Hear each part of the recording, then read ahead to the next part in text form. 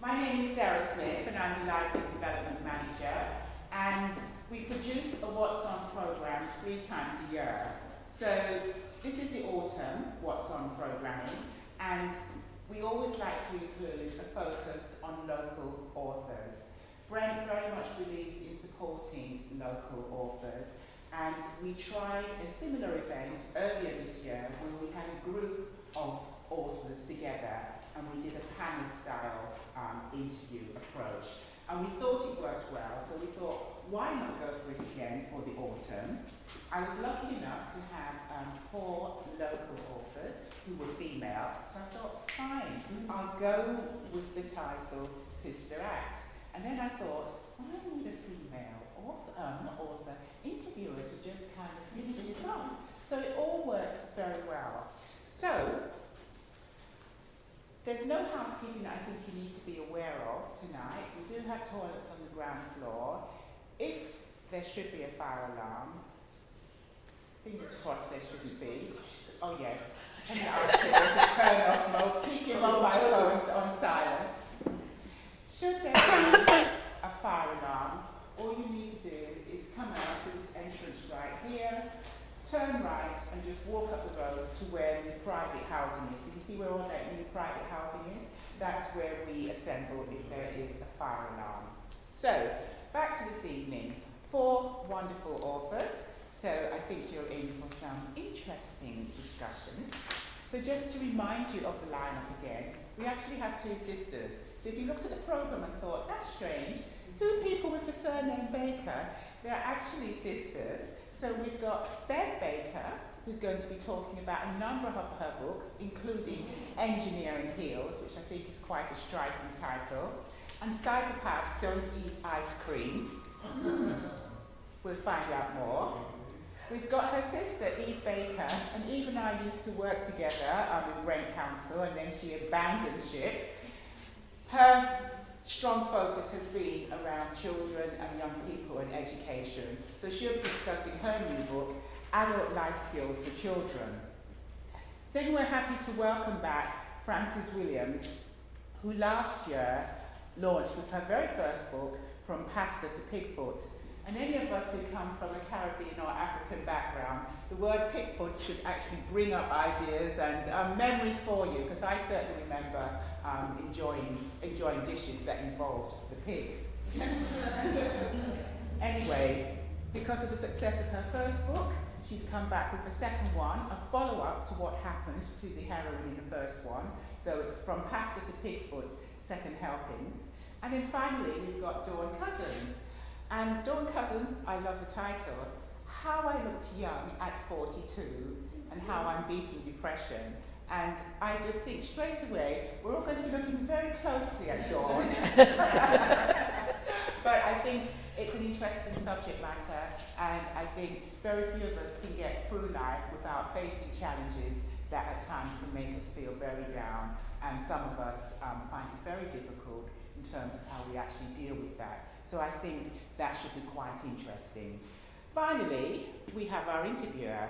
So our interviewer, Diane Hinds, for those of you who are interested in public relations and writing your own books, Diane has run a number of courses for us at Willesden Green over the last, I think, year to 18 months. And we've been very fortunate because she approached us and she's been very generous in the range of courses that she's been able to offer local people. Diane comes with over 20 years experience as a freelance PR specialist, and she began her career with Arista Records and then went on to freelance, launching the career of opera singer Leslie Garrett, CBE. She's also promoted the likes of Nigel Kennedy, Anne Perry, Jermaine Jackson, for those of us in that age bracket. She's worked with the English National Opera and a number of other well-known people. I would suggest that probably Diane has some good connections in terms of classical music, and that's one of the things that I'd like to do more of in the future, just to be able to offer a range of different events here in Brent. Diane is also a visiting lecturer at the University of Westminster, teaching campaigning and persuasive skills. She's also a frequent guest in Victoria Sackhelm's personal essay course at the ULCA Extension Writers Programme. So she comes with a very varied background, and I think definitely a person to know if you are thinking about wanting to start your writing career, or if you are on that journey already. Diane is a good person to know. Okay, it's not my time to be on stage any longer. I am going to hand over to Diane and 4 wonderful female authors. Could I ask you all to put your hands together to give them a welcome?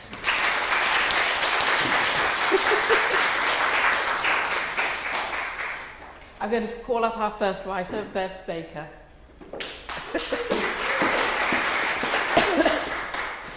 Let's launch straight into it. Bev, a writer of 3 books. I've only managed to read part of one. I'm very impressed with the writing. What do you think the suffragettes were unable to do that now require us 100 years later to remind women and empower women? What went wrong, do you think, from the suffragettes to today? Nothing's gone wrong. Absolutely nothing. We're bang on course. Did you not know that Hillary was running for president? Yes, but it's talking about from the empowerment. The lady from Facebook, and her name's just gone from me, last year released a book, Lean In, Sheryl Sandberg. Yes. This is it. And we've had a number of other books that have been brought to attention through the media. Yeah. It's interesting. The reason I asked that is because in one of my talks, I like to ask what has been the significant factor in the advancement of the civil rights movement, for example. And very few people get this wrong. And when they need me to give them the answer, I get, oh, yeah. And then I say to them, well, think about if the suffragettes had television at that time, what a difference it would have made. We're still fighting for women, aren't we? Well, yes, we're still fighting for lots of things. But the reason that I wrote the book, if I can explain Yes. to you what happened, was that I had a premonition that Hillary was going to be the president of the United States, and that was 2 years ago. And I went off and told everyone, Hillary, we're going to have a woman, and she's going to be the president, and everyone was going, yeah, right, forget it. And I wrote the book, because I think the purpose of the book is to remind women how amazing we are. I agree. We're just absolutely amazing. We are creators. Nothing creates without women. We make men. We design men. They're from there, and we just forget it. We forget. If there's any mistake that we make, we forget the power that we have. We do. And I think that one of the things that we do, and we have been brought up to believe this, is that we should be mini men. Right, so therefore we should lead as men do, or we should organise at what we do as men do, but we don't need to do that. We just need to be ourselves. And what I do in the book is not just, it's my idea. I use universal laws to explain the position of women. Let me take you back there, because you say we sort of need to be ourselves, but at times we do dress for men, don't we?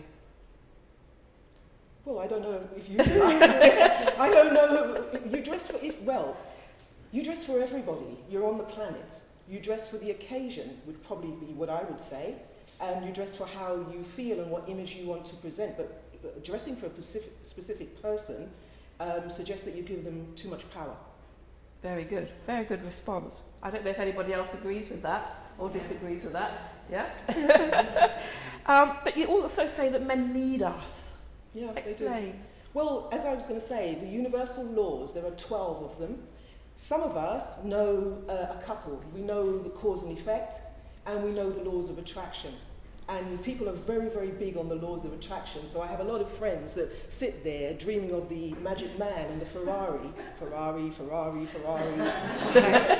it's not coming, because there is another law, which is the law of correspondence. It's what's going on in here that will attract what you need. So you've got to get your house in order first, and you've got to be whole first before you come before you invite somebody to share you with you. That's what it is. It's sharing you and all the gifts that you bring with you. And when we get that right, and that's what the laws say, there is the law of gender. So going back to your question, it's yin and yang. Women have their role and men have their role. But when we push to I hate hearing you say that. Why? Because it makes me feel that we're going back 100 years or more, but I'll allow you to explain. No, we can't go back, because in the book, and as... no, by saying we have our role. Well, everybody has a role. Everybody has you have a role in life. You have a purpose. You have a position. You have to have that. To have meaning in life, you have to have a role. The only thing is that you define what that role is, and we are in a perfect age, because we can, as women, we can define that if we recognise the power that we have. If we give away our power to other people and suggest that they are better than us, then we won't... How do we understand the power that we have? Well, I think the first thing that we can do is go back to our mothers and see how powerful our mothers were. And I think that we can look at, I think the statistics are something like 2 in 3 households, single parent, raised by a mother. So there is the influence there. We can just look, if I go back to my mother and see chief cook, bottle washer, getting up at 6, going out to work, coming home, not taking off her coat, cooking the dinner, and doing everything, absolutely everything. We just need to look at that. I did interrupt you at the beginning. I do apologise, because you started off by saying you had the premonition that Hillary was going to become president. Now, I don't know because of the orange... Well, sorry, yes, sorry, forgive me. I didn't have a premonition about the orange orangutan. Sadly, you didn't have the premonition about Theresa May. However, the inspiration for this book was obviously born at some point. Mm-hmm. Tell us about that journey. Well, it was to honour women and I could just say that I went to Poland to talk about diversity. I was working for a company called Intel, and I was doing their diversity thing, and I went to do a book signing in Poland. The head of Intel is a she, and she went to a seminar, so I got the short stick, right? So she went to a seminar in the US, and she called me and she said, "Hi Bev, I've just been to a seminar and Oprah was there." And I said, "Well, why are you telling me this?" And Oprah was there, and Hillary then announced that she's going for the presidency. I said, "Wow. I told you." Right? But I want to just go back to your question about our progression and going back. In 1913, the last woman was sold in this country. Men used to sell women as they used to sell their cattle and their sheep. They used to put on a skull's bridle to stop women talking, and there used to be like a nail that used to go through women's tongues to stop them talking. We only got the vote in the 1930s, and women used to be not even 100 years. Not even 100 years. So look how far we've come. And women, because they used to want to know what was going on, they used to sneak in to the Houses of Parliament and go right up to the top and listen, right? Because it's a whispering gallery. They used to be able to hear everything. Yeah. So women got their skills, communication skills. Right? They got their leadership skills, and they learnt, because men were thinking, "Oh, they're not listening. They're not paying attention." We were paying attention, right? And but all those skills, I don't want us to diffuse those skills and think we have to be something that we're not. We absolutely got it.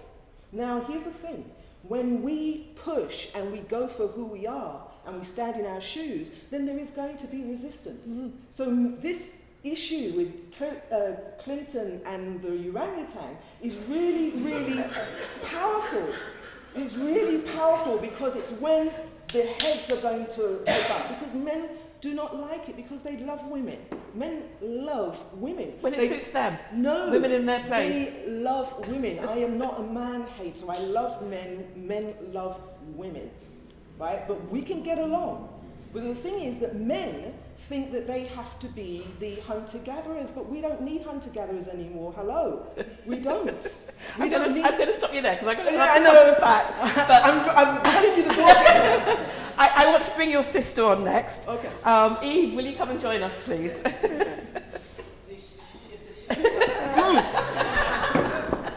Only a sibling can say that. Eve, tell us about adult skills for children. Well, I started to write it a long time ago. It was for my own children. They were 10 and 12 at the time, and I only just finished it in July. And my daughter's 48.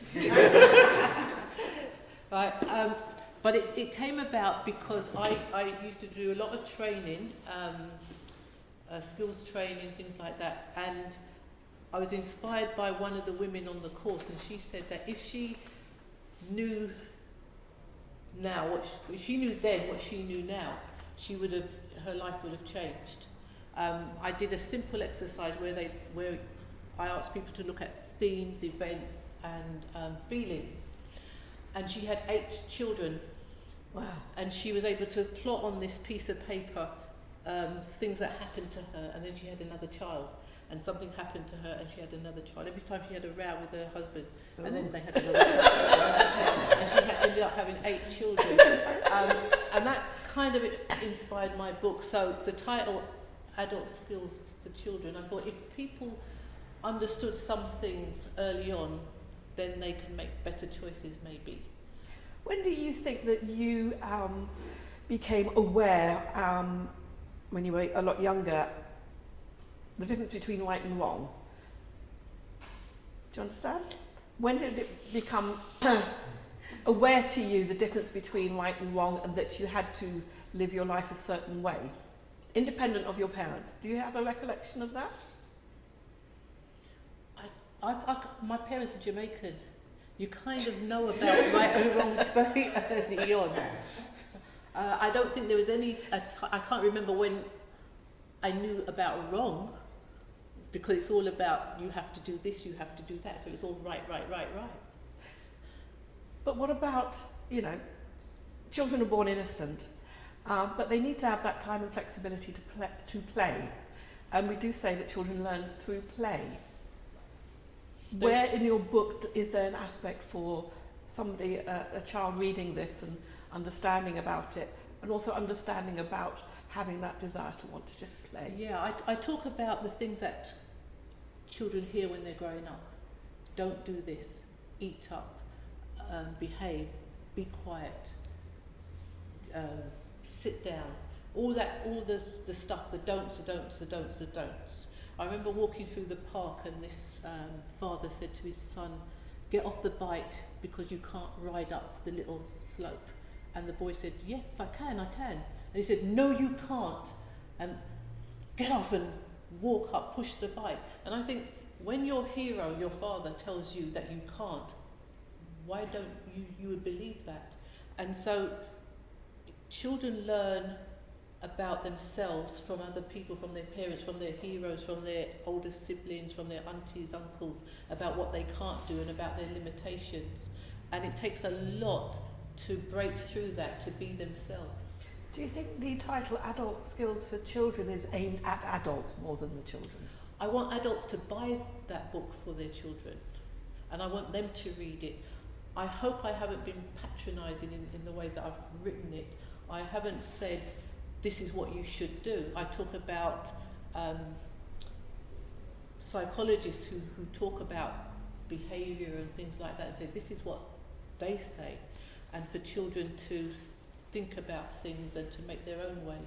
So, going back to the childhood, being a Jamaican, of Jamaican heritage, how has your own childhood informed your writing? Well, as my sister said, I was brought up by my mother, and she was a very strong person. And although growing up, you kind of don't realise that until she's gone, and then you think back of the things that she used to say and the things that she used to do, and you think that was pretty good. That was profound and helpful. I mean, she always said, read, study, you can do whatever you want to do. That was a thing. There was no limitations. And education. Was there a point, because you are sisters, that Bev had taken on a maternal role in your life and upbringing? No, my mother was my mother. There's no doubt about it. But Bev was the oldest, so a lot of things that happened, Bev always experienced first. And I know that I didn't go on a school trip because my mother already paid for Bev to go, and that was it. So that was the limit in the family. Bev already went, so that's it. And she did say I was the oldest, but that's not the case anymore. Wow. Okay. Well, how did news of that help inform your writing again? Because that must have been something quite interesting to discover. Well, no, I mean, I trained as a psychologist. I worked as a youth worker. I mean, that book is a combination of all my experiences and all my training. I trained as a trainer and all sorts of different things. So I had to put everything that I'd learned over the last... Is this your first book? It's my first book, but I'm halfway through my second book. What does literary success look like to you? I get to go on talk shows, I sell a lot of books, I spend a lot of time writing and doing the things that I want to do. And it's about freedom. So tell us where you are with this book, because I discovered today it's now available to buy. What was your whole process in... Well, the thing that I want to do is to go into schools and talk to children.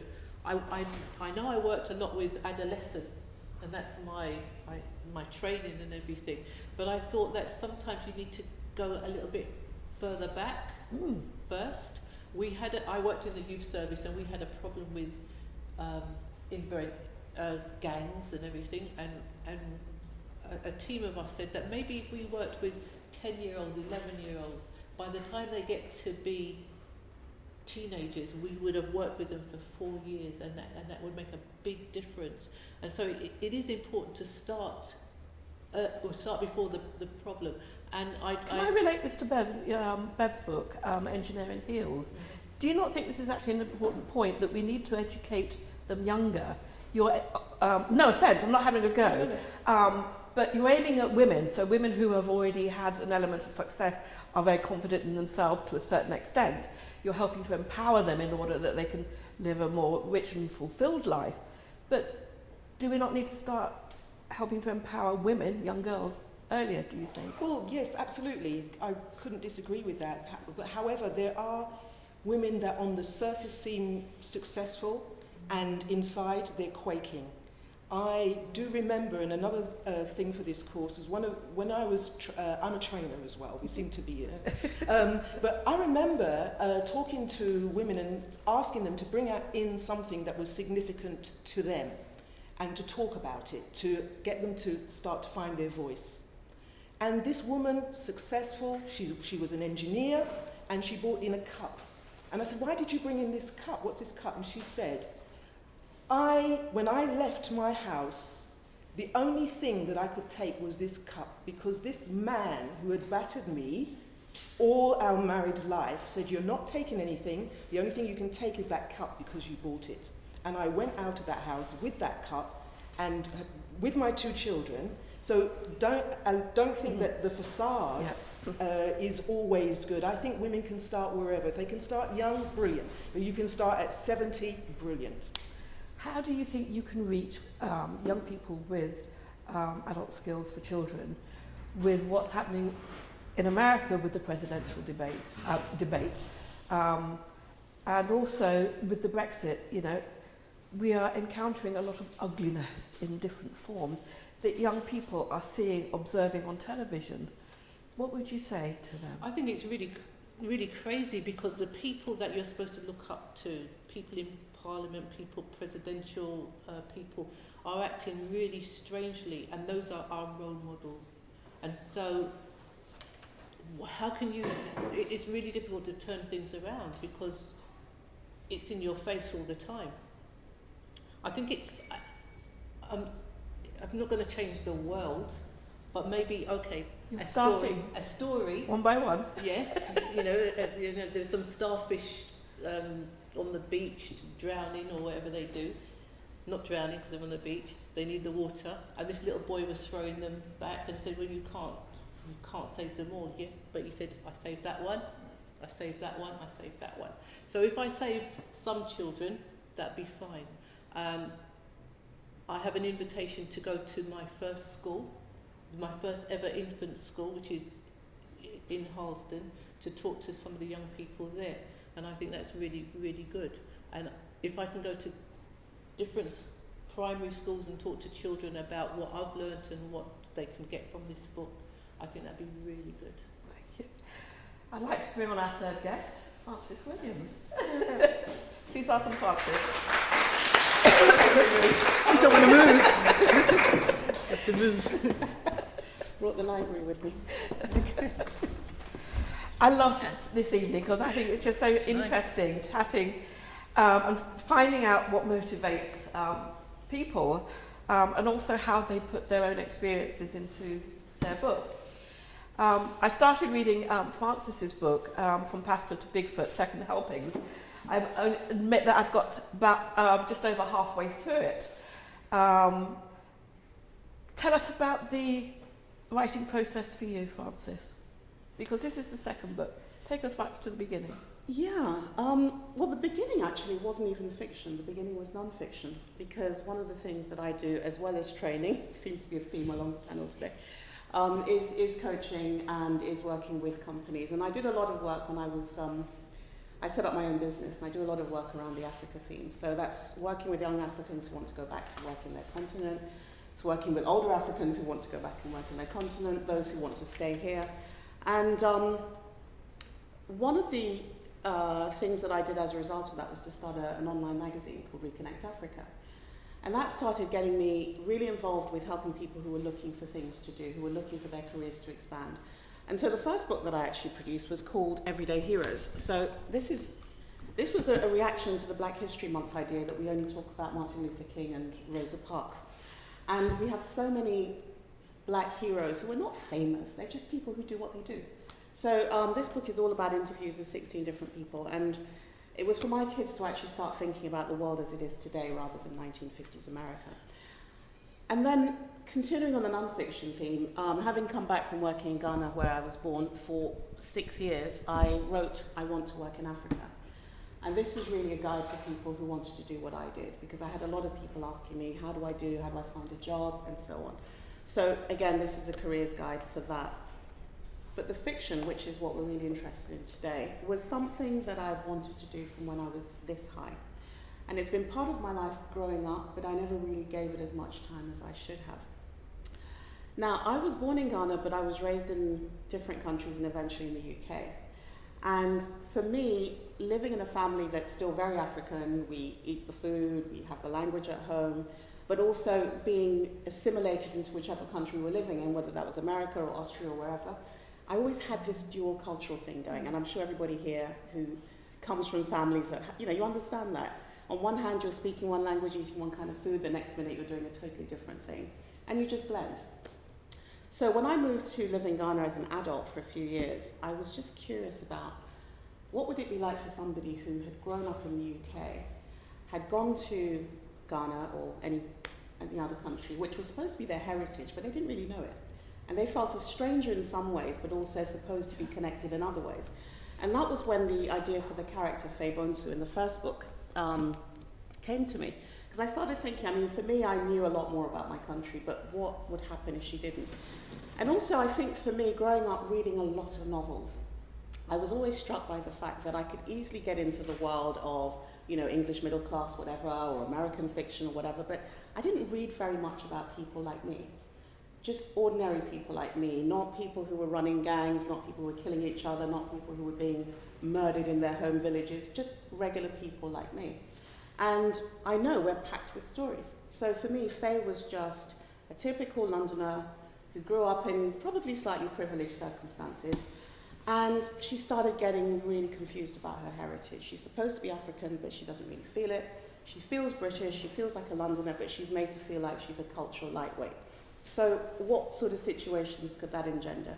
So in the story, in the first book, she gets a chance to visit Ghana.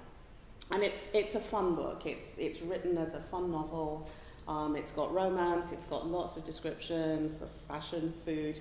The title tells you everything from pasta to Pigfoot. But it's that transition, going from the West, from pasta to Pigfoot, to that transition to her home country. And it's a cultural awakening, a cultural journey, and also a romantic journey as well. I won't go too much. How much of you is Faye? Very little. Very little. Faye starts off as a very introverted young woman. She's been working for a solicitor's firm for about 6 years. She's lost her confidence. She's going out with a boy who just, a young man who's just really overbearing. He's really into the whole culture thing for black people, and he just makes her feel like a complete idiot. And she gets herself into a couple of situations and realizes that she's losing herself. She doesn't know who she is. What advice would you say to Faye hearing this? Give me the question again. I was in the zone. She's Faye. Explain about Faye's relationship. Faye has to find her own journey, and that's what we do with the book. So through her visit to Ghana, she finds out more about her culture. So we go through a lot of different events that take place in Ghana. There's a wedding, there's a funeral. She gets to visit her mother's village and gets to see the more rural side of it. But it's mainly set in urban, cosmopolitan Accra, which is full of, clubs, parties, music, lots of things that, again, are normal for most of us, but never get written about, hardly ever shown on TV, and yet it's the norm for what so many of us see. And that's the sort of world I wanted to bring out in the book and give people a chance to understand that Africa is not this one picture of starving kids and burning villages, but there's actually people having a lot of fun there. What do you think that you might owe to people on whom you've based the characters? I think I owe it to the reader to show them as authentic, rounded human beings. Because flaws and all. Yeah, because you know what? I live in this country, and like many people, we're all subjected to the same media. And black folks are given this kind of very stereotypical, one-dimensional, portrait. We don't seem to have the same desires or wants or needs as everybody else. And it's somehow extraordinary when you see us holding hands or kissing or doing something like that. It's like, whoa, So we exist, we're normal, we're real. And I think just putting them in a book, just like you pick up any other book in the library, and you'd read her story, and it becomes normalizing. So we're not exceptional, we're just everyday people. What is the hardest part for you, do you think, in writing strong male characters? I don't think it's hard.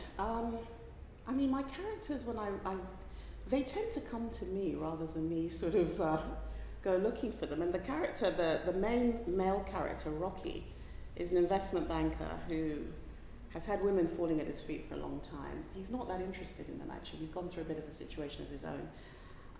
And when he and Faye meet, there's some chemistry, but there's also a lot of issues that need to be resolved. And we don't know whether they're going to be resolved. And the sequel, actually, which came out earlier this year, From Pasta to Pigfoot, Second Helpings, follows what happens at the end of the first book, where Faye thinks she's kind of come to terms and conquered her demons. And in the second book, we realise that perhaps not as successfully as she thought she had. What issues do you think you might have encountered writing a book that's based into different parts of the world? I think for me, and the title I think reflects that, both parts of the world are equally important in terms of the structure of the book. The book belongs in those locations because it's about her growth as a character and as a person and as a woman. And that growth comes from both being in the pasta world and being in the Pigfoot world, when she goes back to understand what that really means for her. And it's that journey that's it's a vital one that she has to take. It's interesting, she has a sibling, William, who has got no issues with his dual heritage at all. But for her, it's an issue. And there are many people who don't have an issue. They feel they're Londoners or they're British, and it's really not a problem. It's my parents that are from somewhere else. But there are many who feel that pull, they feel that connection, and they're not quite sure how to bring that together in themselves, which bit to own and which bit to celebrate. So I think that's something that a lot of people have said, and not even Africans, just people who are living in one country but belong to a different heritage, say that it speaks to them, because it's about navigating this dual culture that you have to, go through. Thank you very much. Our fourth and final guest, Dawn. Shall we all shuffle in?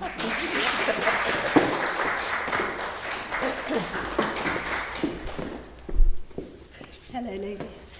Hello. Now, Dawn's had a very interesting I'm not life. a trainer, by the way. Just as well. Well, you're a mother, so there is an aspect of that there. Dawn, do you think... tell us about your book first. Oh, yeah, my book. Oh, what do you... Why did you... Tell us about it and how it came into being. I started writing, mainly... Oh, God, start again. I thought you was going to guide me with the question. I wrote the book because a lot of people said that I look young. And the book is called? How I look young at 42. I'm now 43. I don't know if that mounts to come in. And how I'm beating depression. So I started writing the book about how I look young, and then I realised I was incorporating my life and how I'm dealing with depression at the same time. So that's why I then added that to the book. Why did you feel you had to write a book? Put it in words? Well, at first I was just going to write it on a few points on a piece of a Word document and just give it to people who kept asking me. But then I felt like, no, why not write a book? And I kind of, when I set my mind at something, I continue and I finished it. Do you think that anyone can be a writer if they are not in touch with their emotions?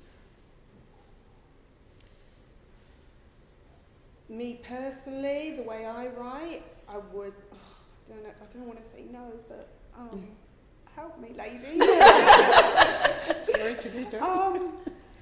Because I've written 2 books and they're both very personal to me, but for me, it did help that I was in touch with my emotions. Absolutely.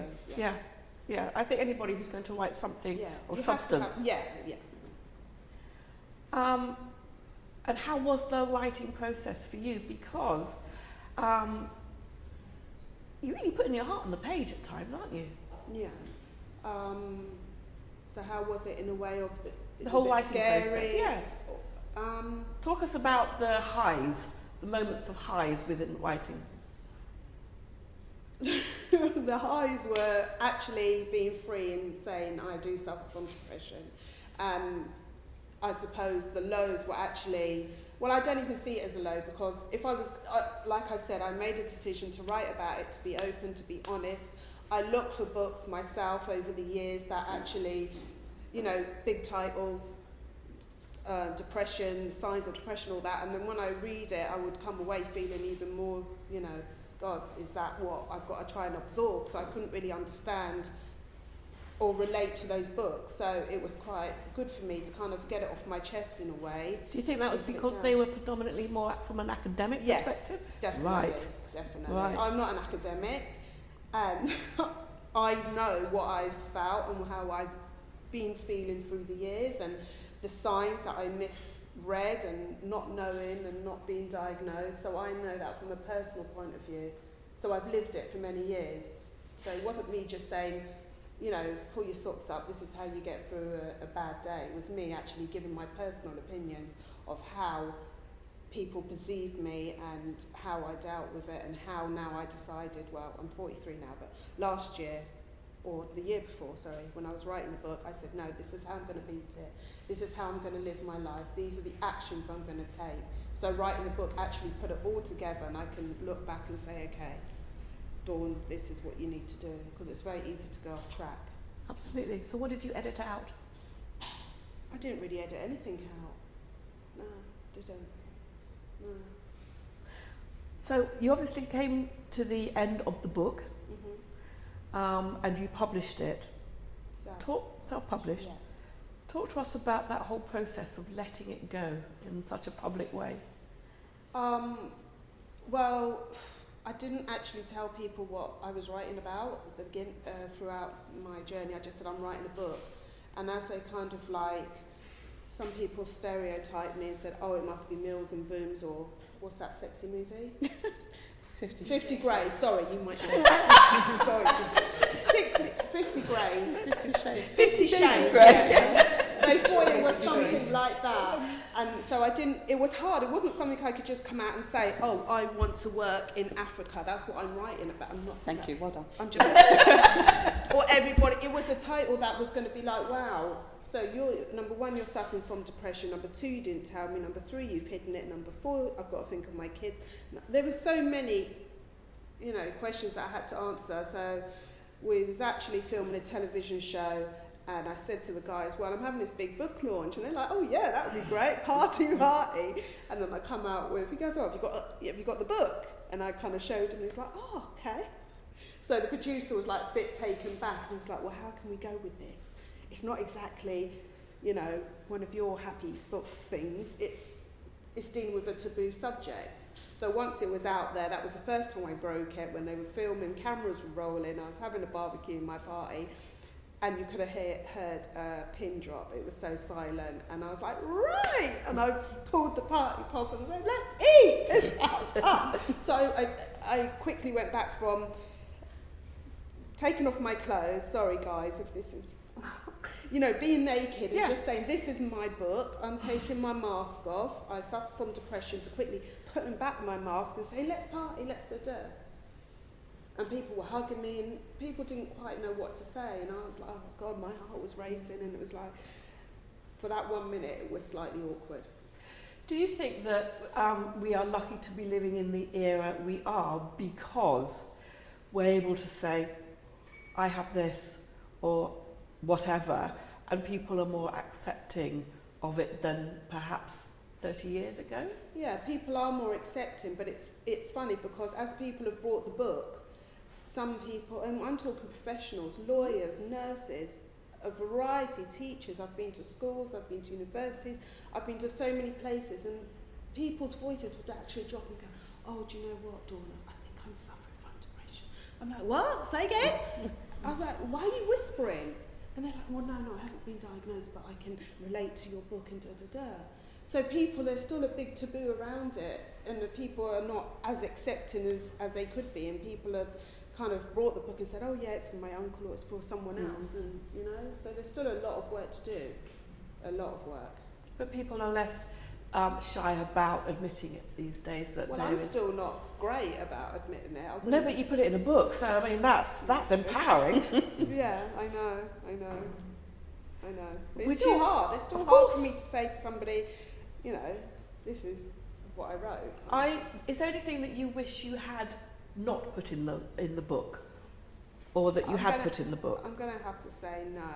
People have said to me, oh, I bet you wish you hadn't written about that. Ooh. And I was like, no, why? I can't live in regret. It happens. That's how it is. So if you can't be honest, how do you expect the reader to relate to you and say, yeah, I can, you have Bev, to can be I come to you? What do you think when you're hearing of Dawn's writing process and condition? What do I think? Well, first of all, because it's the way my mind thinks, that I don't know what the definition of depression is. I don't know whether you're talking about clinically depressed or a down day, but what do I think of you writing? Of the whole it? process of writing it, putting it out there to help. I think it's excellent. I think it's brilliant, and it has to be done because it's part of who we are. We've got this idea that everyone's used to be walking around happy and smiley, and actually there is. If we're talking about diversity, then we have to encompass everybody on the planet because they're on the planet. But she's given a lot of herself off. I mean, there might be some criticism to this. In order to encourage other people not to, keep in the shadows about a condition like this, what would you say to somebody else whom is whispering to you, I've got depression, how do I deal with this? How would you respond to that? I would say get help.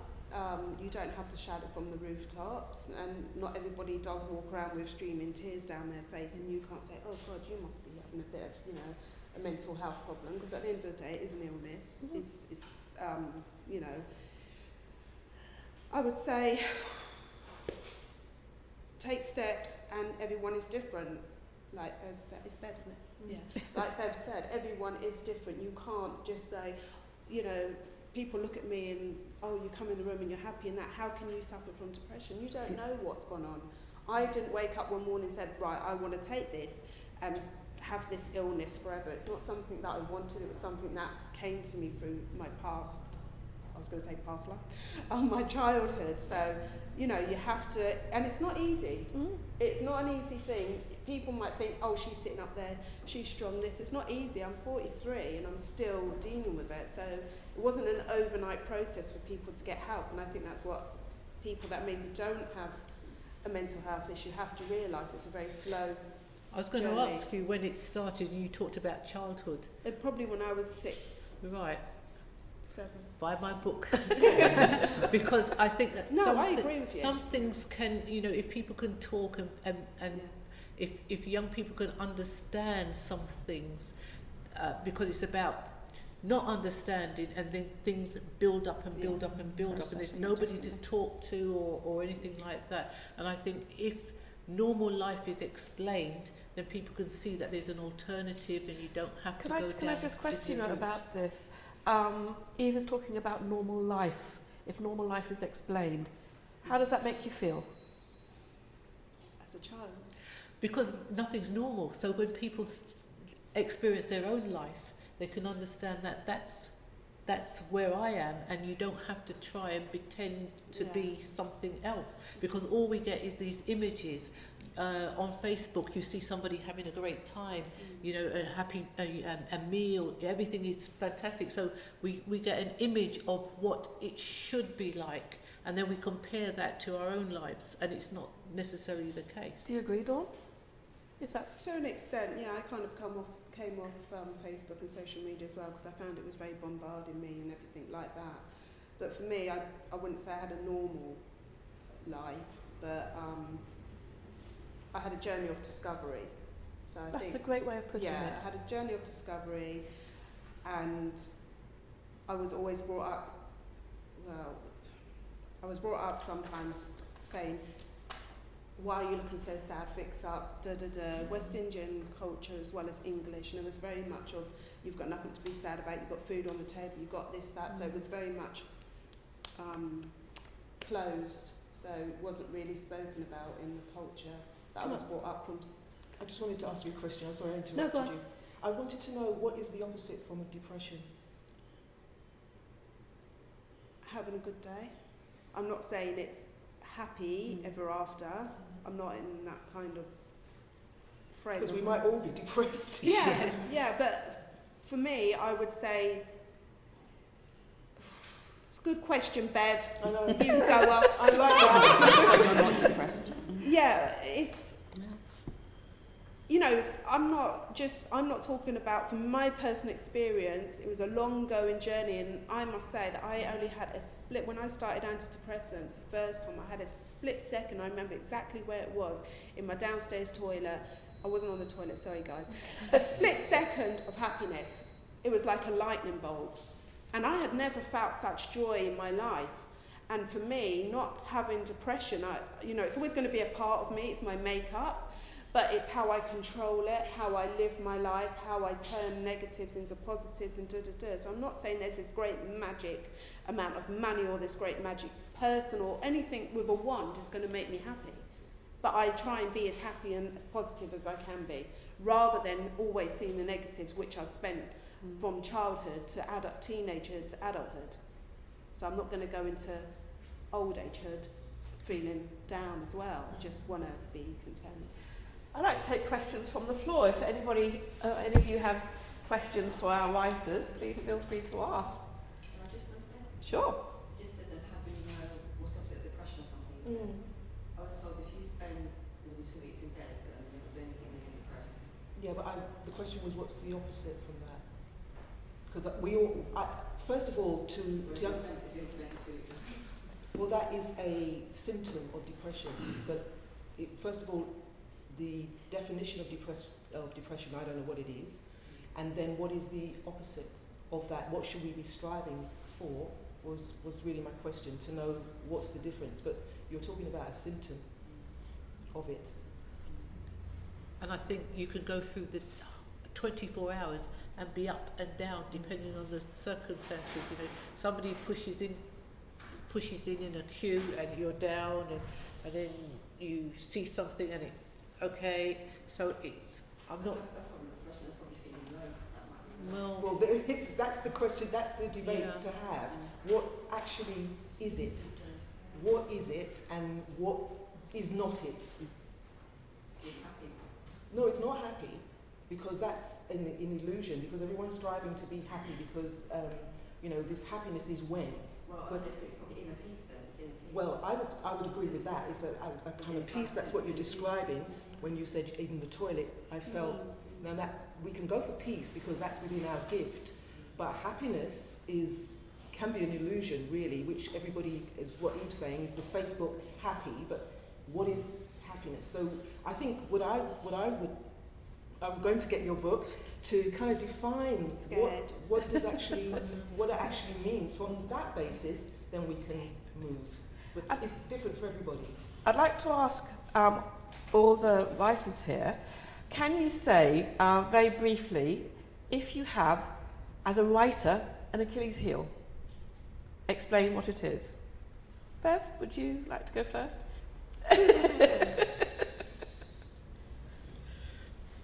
An Achilles heel. Yeah, a weakness for Well, writing. okay, I'll tell you what my Achilles heel, if it's confessional and it's Go on, yes. Jeremy Carr.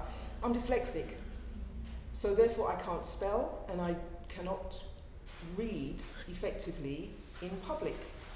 So every word that I write goes through the ringer. Right.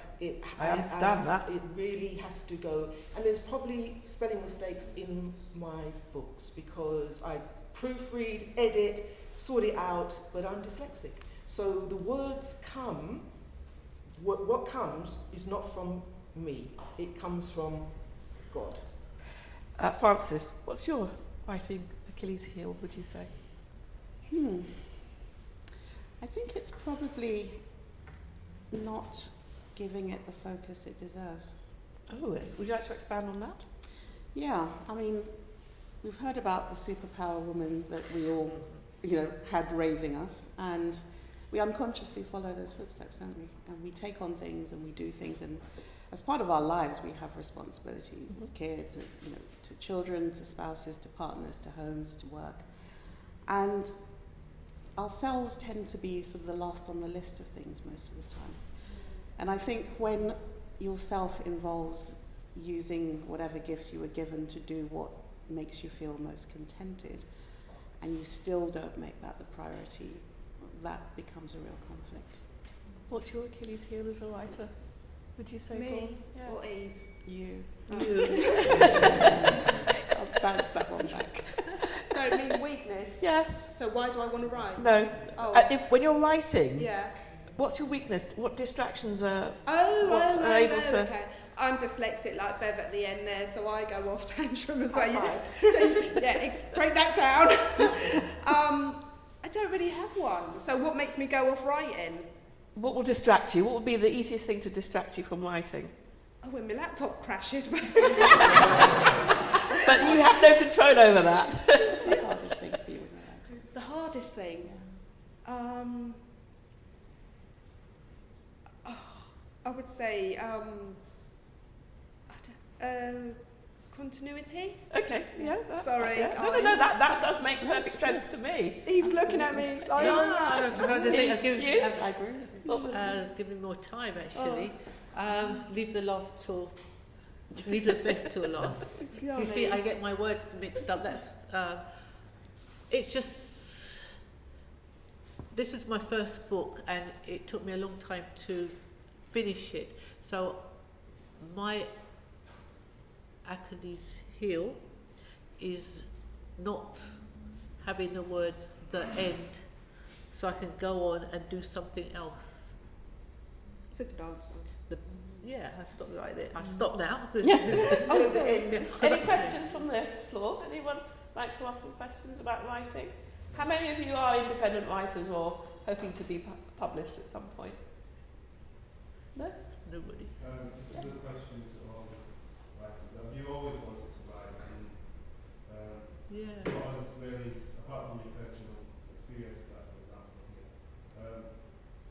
inspired you the most? You've talked about your mother and so on and so forth, but apart from that, any other influences that really inspired you to pick up a pen literally and write your own stories and so on? You'd like to go first? Bev. Yeah, Bev. Bev, go on. Do you know when you get one of those moments where, because life is not, I don't believe in destiny, I don't believe in fate, you are the creator, you make your life. And you know when all points lead to, this is it, this is what... Michael Jackson said. Yeah.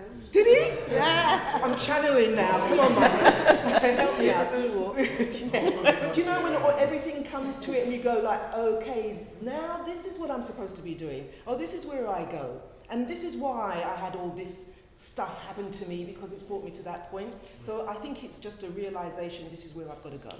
So no procrastination. So how do you fight that? Well, do you know, I should have been writing, and I've been a writer, and for those of you who've been, everybody's got a book in them. And why? Because you've got a life, and that's why you've got a book in, and your life is a story. Sorry? You've got a life.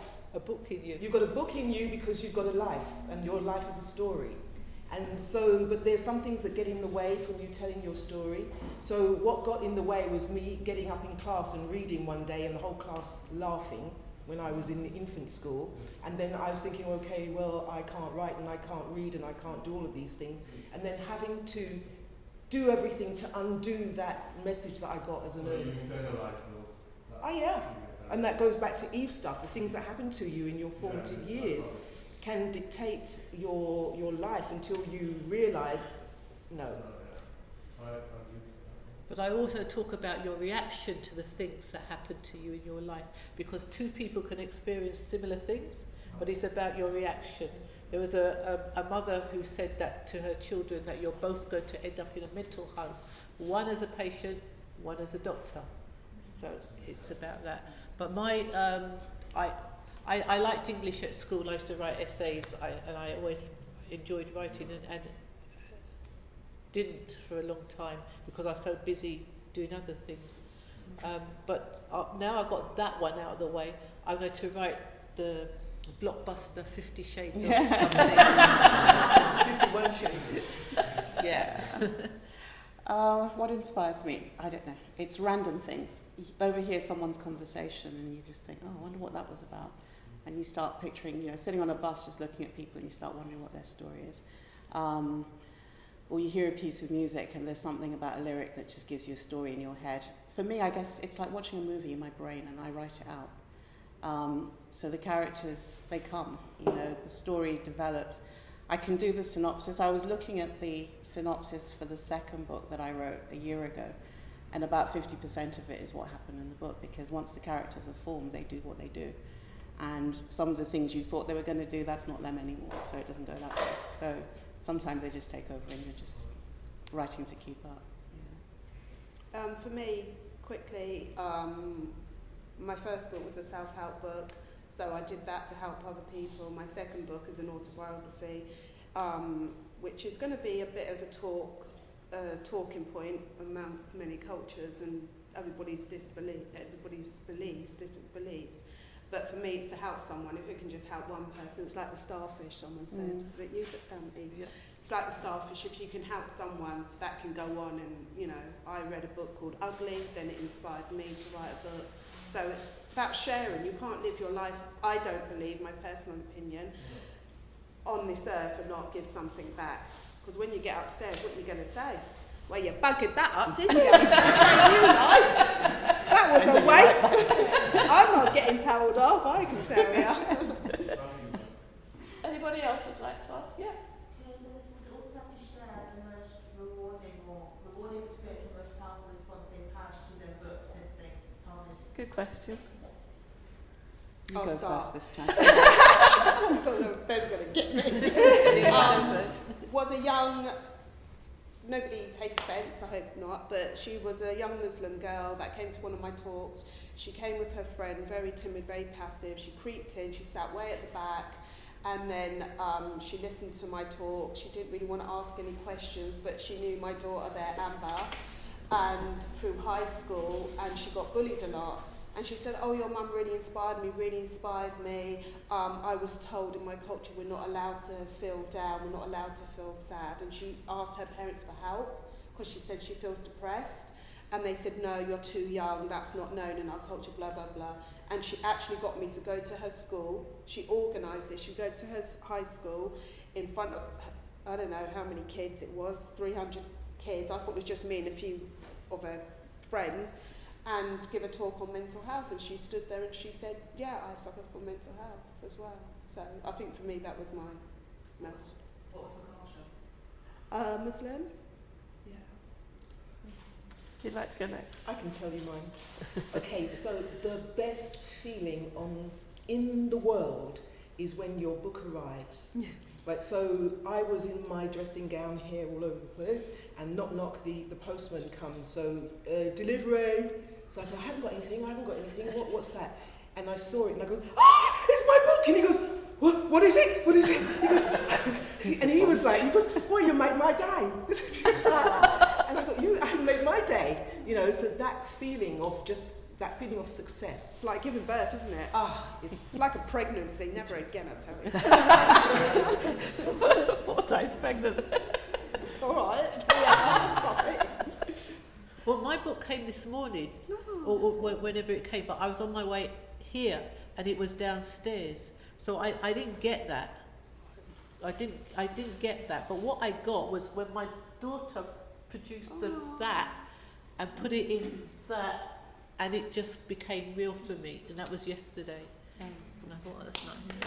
because my daughter did the illustrations. Oh, wow. Oh, wow. Lovely, Fantastic. lovely, very good. Francis? One of the things I really remember was a young woman coming up to me after one of the book readings I did and saying, you told my story.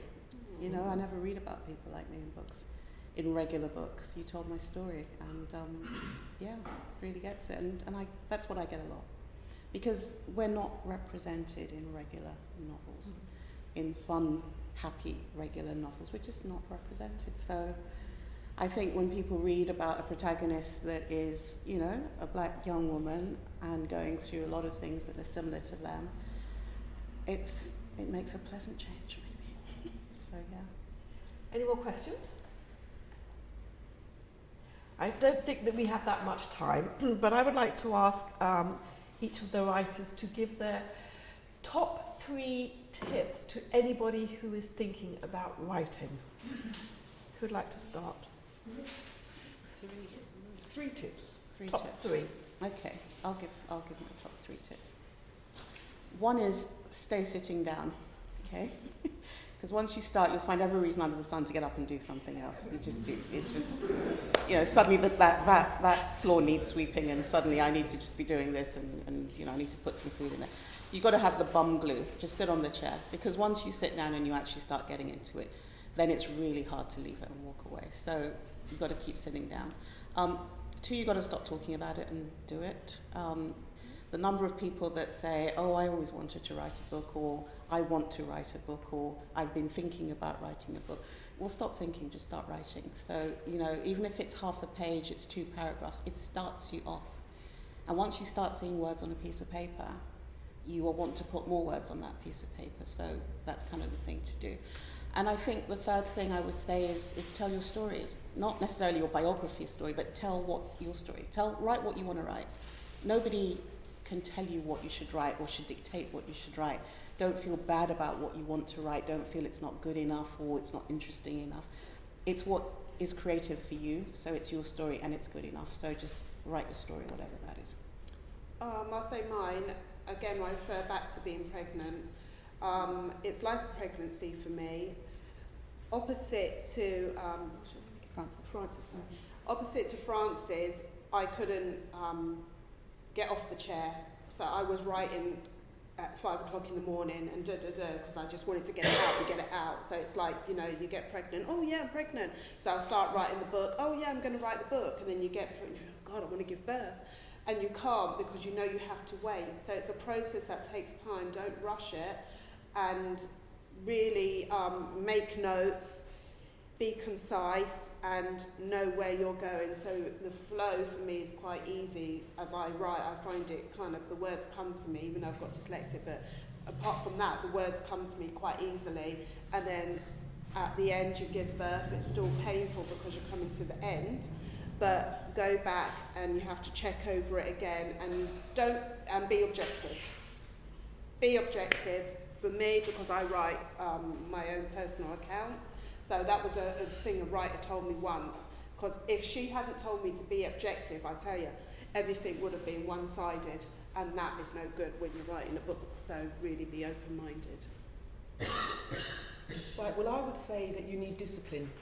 So I'm at my desk at 8 o'clock in the morning, and I leave for 4 o'clock to watch Tipping Point, or whatever it's called. Tipping Point. Tipping Point. Right? And then I'm back to write until the end of the day. So there's a discipline, otherwise I'm going to write, and it never happens, so you have to do that. But contrary to Francis, I would say that you have to leave the chair. Yes. You have to get up and walk, you have to get up and have a little dance, you have to get up and walk around and go mad with the character, and that's what I would say. But you are a writer, so everything you do is geared towards that writing. It's not on, off, you're on it all the time. And the last thing is, don't be precious, because sometimes there is a sentence that you love so much that you would die than give up that sentence, but that sentence makes the whole chapter wrong. So you're going to have to get rid of that sentence and be ruthless and cut it out. Sometimes you get really, I've got to do 40,000 words. It's not 40,000. And it's not supposed to be 40,000. So, you know, sometimes you're just going to have to relax and let it flow. I think that's a good word, flow. Yes. My turn?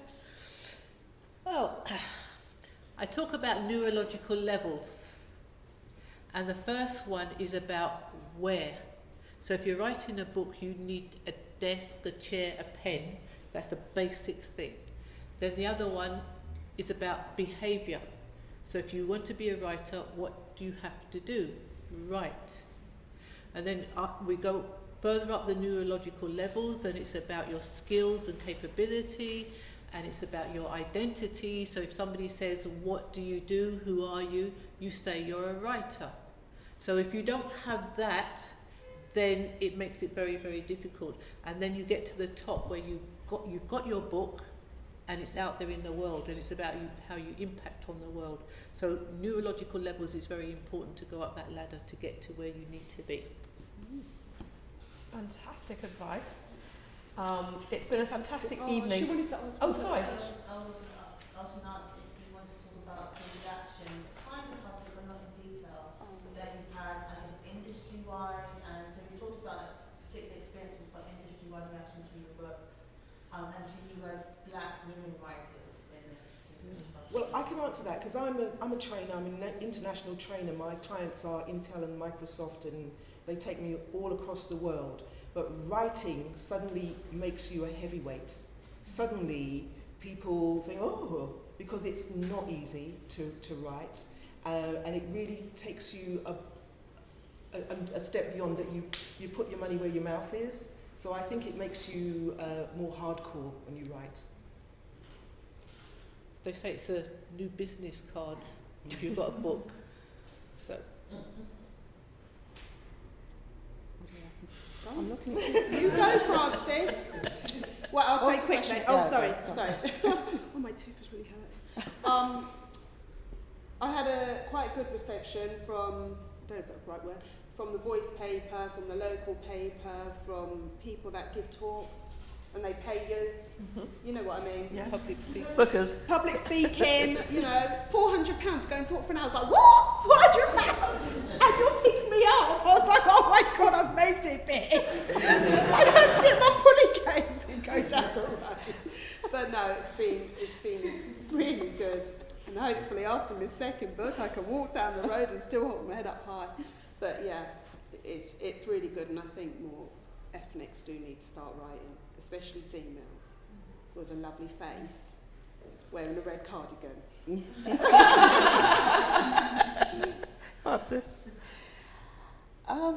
As a black woman, I think it's been, you know, a lot of the work that I do has always been surrounded by very sort of English professional kind of